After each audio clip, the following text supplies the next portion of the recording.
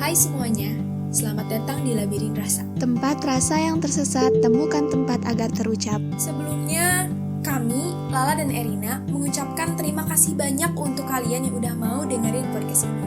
Happy listening. Halo semua. Bareng aku lagi, Erina. Di podcast Labirin Rasa tentunya. Kali ini, aku akan sedikit cerita perihal keresahan aku selama ini. Dulu ya, boleh dibilang aku adalah jenis orang yang fast respon banget. Jadi, kalau ada notif, langsung otomatis cek dan buka notif di handphone. Bukan karena aku gabut, atau bahkan gak ada kerjaan atau kegiatan yang bikin aku tiap jam cuman pegang handphone.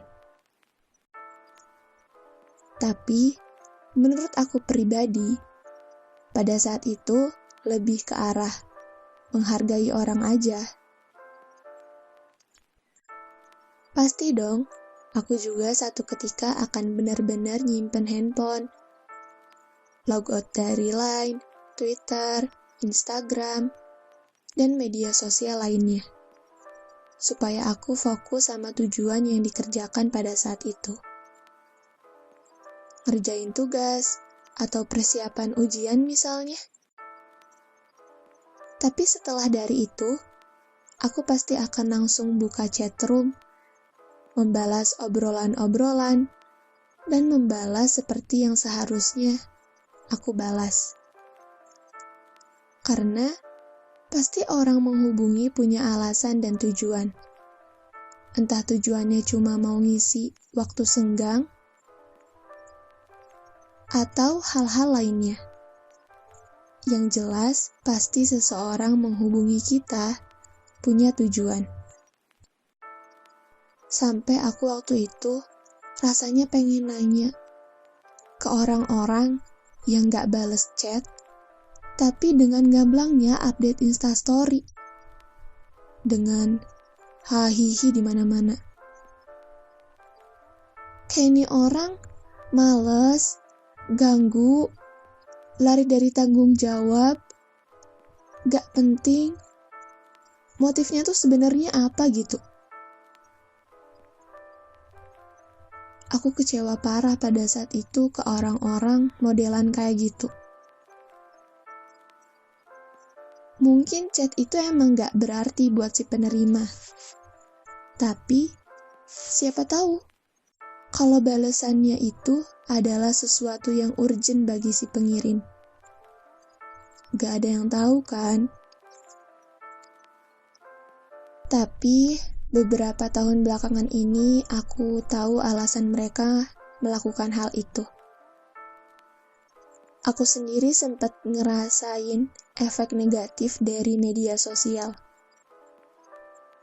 Pertengahan tahun 2019 hingga 2020, aku memutuskan untuk mulai gak aktif lagi di media sosial. Instagram khususnya. Gak aktif Instagram karena baru sadar kalau updatean Instagram isinya rata-rata show off, dan itu yang bikin insecure dan bikin aku gak bersyukur atas apa yang aku punya.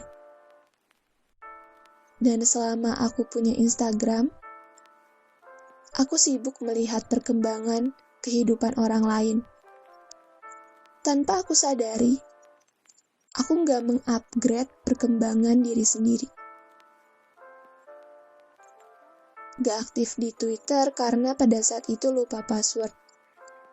Dan buka WhatsApp hanya membalas obrolan-obrolan tanpa mengupdate status. Mungkin teman-teman yang lain ngerasa aku udah tidak ada di muka bumi ini. Karena sama sekali gak mempublish kesibukan aku pada saat itu. Dan hanya orang-orang yang nge-PC atau jalur pribadi yang tahu kalau aku ternyata masih hidup. Beberapa kali ada beberapa temen yang nge-DM lewat Instagram. Dan mau gak mau, aku mencoba login kembali melalui browser. Pada saat itu, aku merasa cemas. Bukan cemas karena apa-apa, tapi cemas karena ingin sesegera mungkin untuk log out.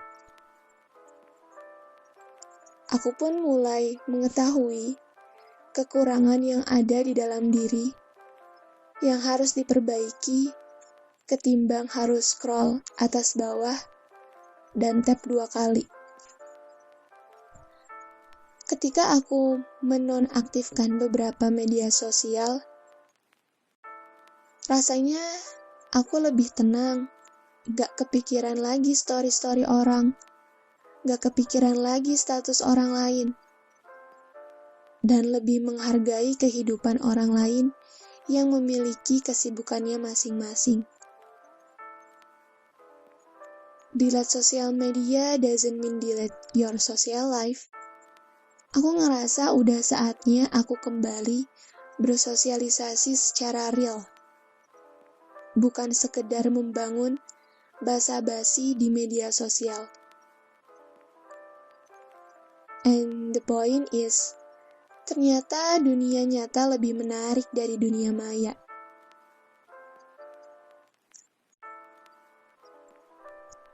Dan sekarang, tahun 2021, aku balik lagi ke Instagram. Mencoba membuka lagi beberapa media sosial yang dulu sempat aku tinggalkan. Salah satu alasannya, banyak informasi selain stalking hal-hal gak penting di media sosial. Setelah hampir 1 tahun vakum, aku sendiri mencoba mengalihkan diri untuk bermain media sosial ke arah yang positif. Seperti sekarang ini, aku bikin podcast, bikin video, dan mulai aktif di Instagram lagi untuk mempromosikan dan mempublikasikan tentang apa yang sedang aku lakukan saat ini. Agar teman-teman aku yang lainnya juga pada tahu kalau aku lagi mencoba bikin karya ala kadarnya. Aku bikin video YouTube dan podcast di Spotify sebagai wadah penyalur kreativitas aja. Yang ternyata bikin video, ngedit, bahkan jadi YouTuber itu nggak gampang. Butuh skill yang harus terus diasah. Dan aku sedang mempelajarinya.